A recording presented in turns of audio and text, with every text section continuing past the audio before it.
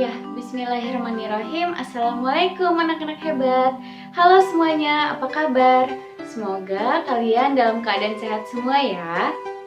Nah, kali ini kalian akan belajar bersama Ibu Mia dan kita akan membahas tentang mata pelajaran ilmu pengetahuan alam dan matematika. Untuk mata pelajaran ilmu pengetahuan alam, kita akan membahas tentang gaya gravitasi, gaya magnet, dan gaya gesek.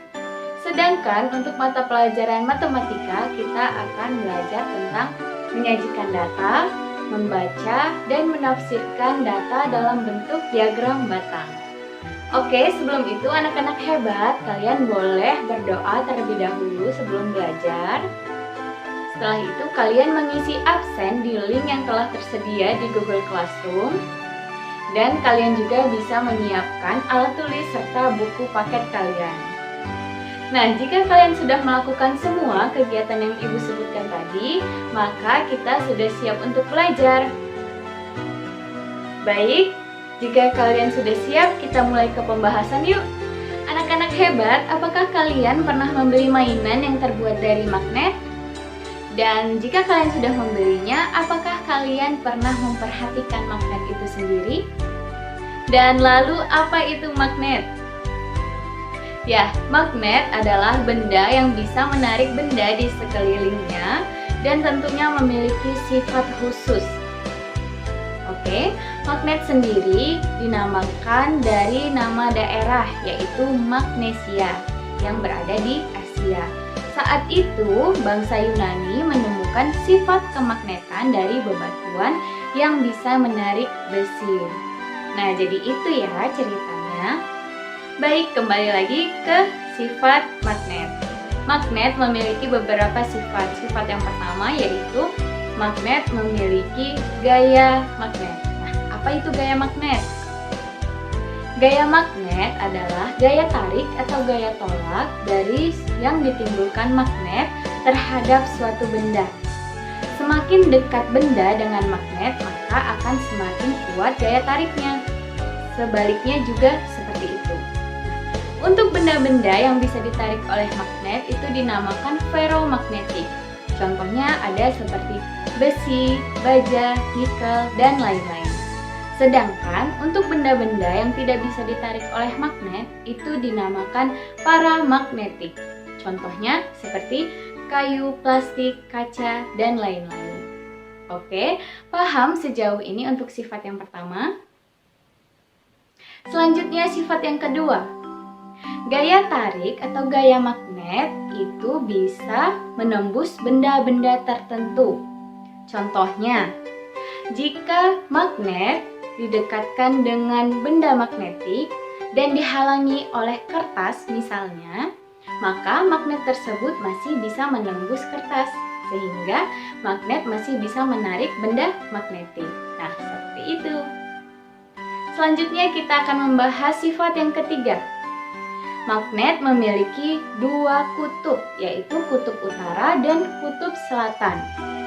Kekuatan dari magnet itu tidak tersebar secara merata, dan kekuatan yang terbesar itu ada pada ujung magnet.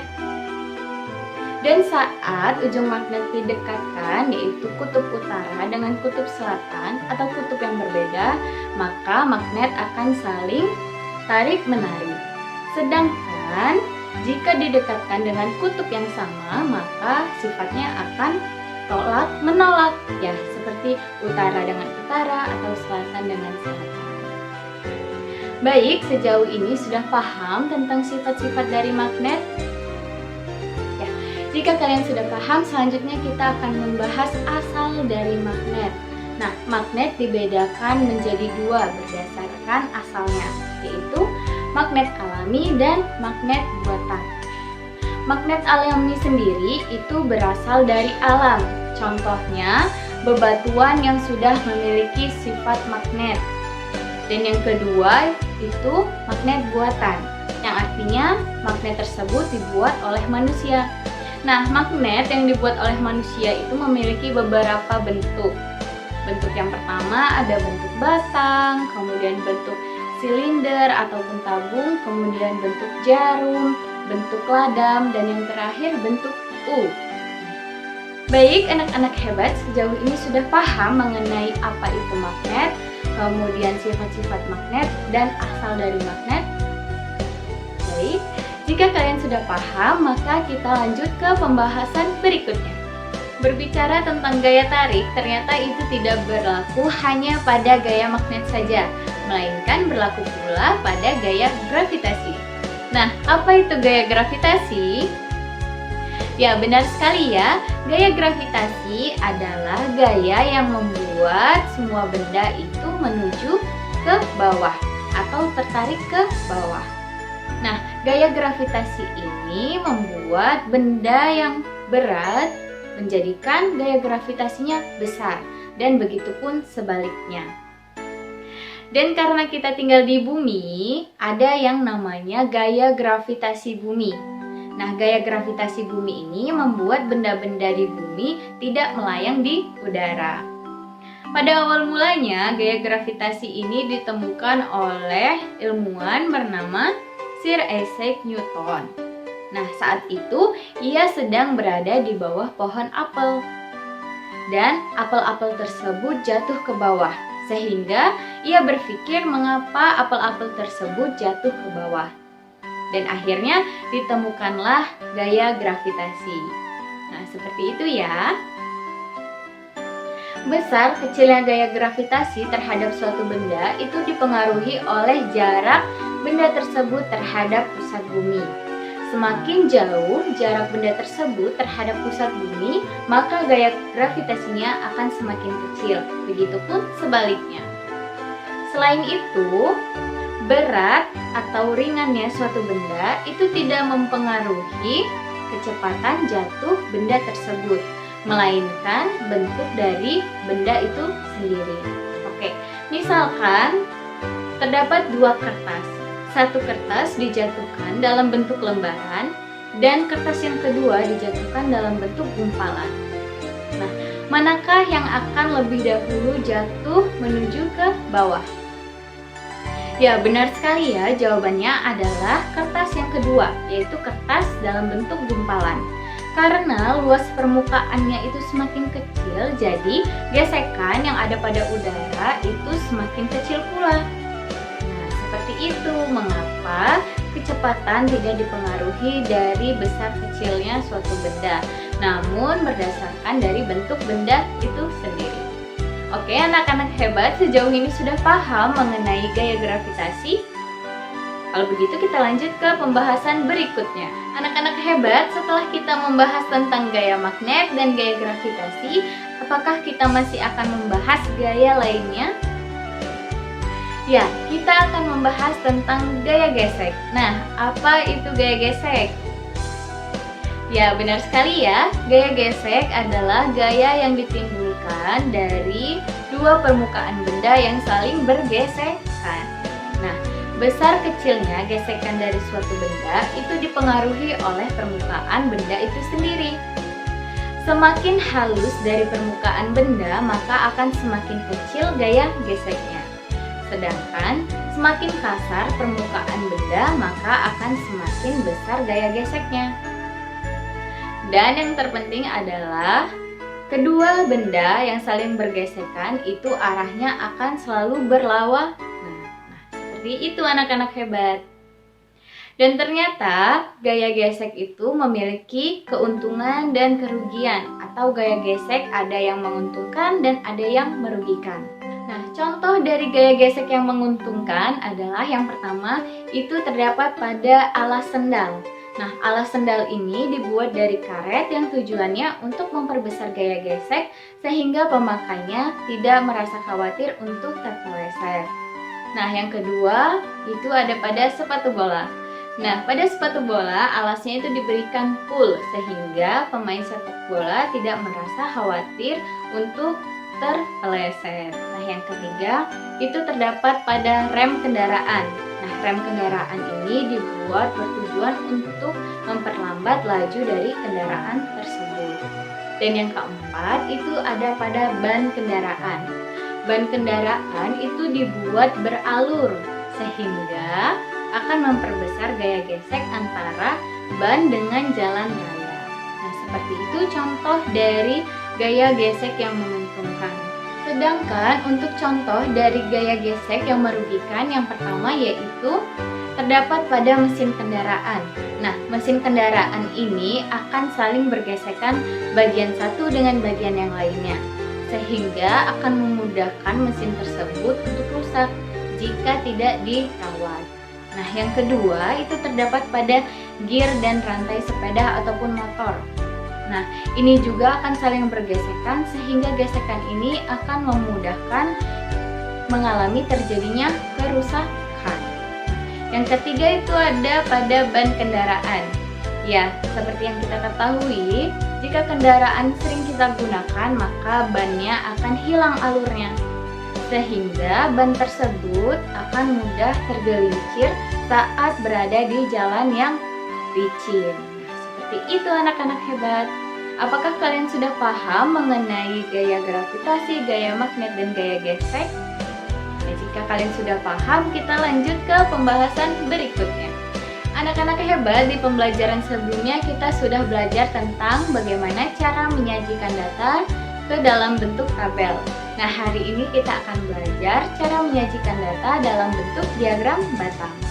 Nah, langkah-langkahnya kalian bisa menentukan nama ataupun jenis ataupun topik yang akan kalian bahas dan menuliskannya kepada sumbu yang mendaftar.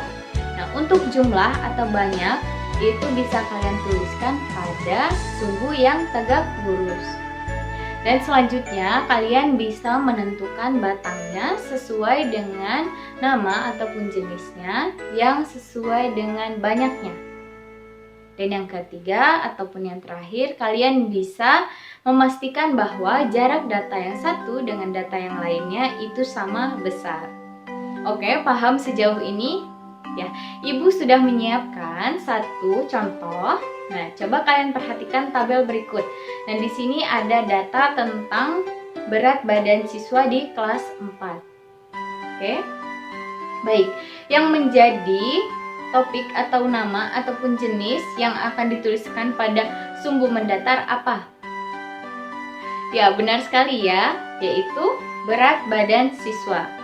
Dan jumlahnya ada pada sumbu yang tegak lurus, yaitu didapatkan dari tabel bahwa kita bisa menggambarkan batangnya berdasarkan tabel berikut. Untuk siswa yang beratnya 35 kg itu dimiliki oleh 5 siswa. Sedangkan untuk siswa yang beratnya 36 kg itu dimiliki oleh 3 siswa. Dan untuk yang siswa beratnya 37 kg itu dimiliki oleh 6 siswa. Untuk siswa yang beratnya 38 kg itu dimiliki oleh 4 siswa. Dan yang terakhir 39 kg itu dimiliki oleh 2 siswa. Nah, sudah kalian buatkan batangnya, kalian bisa memastikan bahwa jarak antara data yang satu dengan data yang lain itu sama besar. Nah, jika sudah, maka kita sudah menyajikan data dengan cara apa? Ya, dengan cara menyajikannya dalam bentuk diagram batang. Oke, paham ya sejauh ini bagaimana cara menyajikan data dalam bentuk diagram batang? Kalau begitu kita lanjut ke pembahasan berikutnya. Baik anak-anak hebat, jika tadi kita membahas tentang bagaimana cara menyajikan data ke dalam bentuk diagram batang, selanjutnya kita juga bisa membaca dan menafsirkan data dari diagram batang. Nah, bagaimana caranya? Oke, di sini Ibu akan memberikan satu contoh. Bisa kalian lihat pada data yang telah Ibu siapkan. Nah, di sini ada data banyak siswa di SD Merah Putih, misalnya. Nah, yang menjadi topik atau nama atau jenis dari ini, yaitu yang menjadi sumbu datanya, yaitu, ya benar sekali, kelasnya. Dan yang menjadi jumlah atau banyak, yaitu dari jumlah siswanya. Nah, bisa dilihat pada diagram batangnya. Setelah itu kita bisa menafsirkan dan membacanya, yaitu pada kelas 1 itu berjumlah 40 siswa, pada kelas 2 itu berjumlah 45 siswa, Untuk kelas 3 itu berjumlah 50 siswa. Untuk kelas 4 itu berjumlah 40 siswa. Dan untuk kelas 5 dan 6 itu berjumlah 45 siswa. Nah, itulah bagaimana cara kita membaca dan menafsirkan data dari diagram batang. Baik, anak-anak hebat, kita sudah sampai di akhir pembahasan nih. Oke, sebelum itu Ibu ingin bertanya kepada kalian, apa yang dimaksud dengan gaya magnet?